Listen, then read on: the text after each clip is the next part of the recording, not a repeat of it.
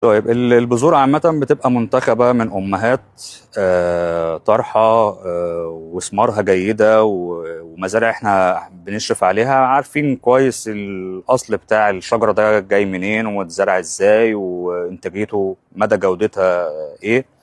نبدأ نختار من المزارع دي الثمار المناسبة اللي ناخد منها البذور بتاعتنا. فاحنا بنزرع البذرة اللي منتخبة من أمهات قوية، أمهات جودتها عالية، عشان نضمن ان احنا ناخد منها شتلة بنفس مواصفات الام.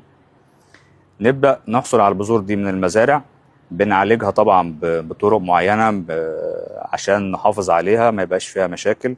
تتزرع برضو في جو مهيأ ليها داخل صواب بلاستيكية في اكياس مجهزة بتربة غنية بالعناصر. طبعا بنراعي حته ان ما يبقاش فيه اي امراض ممكن تصيب الشتله دي او النبات دوت من وهو بذره صغيره لحد ما نوصله لشجره كبيره وننقلها في المزرعه.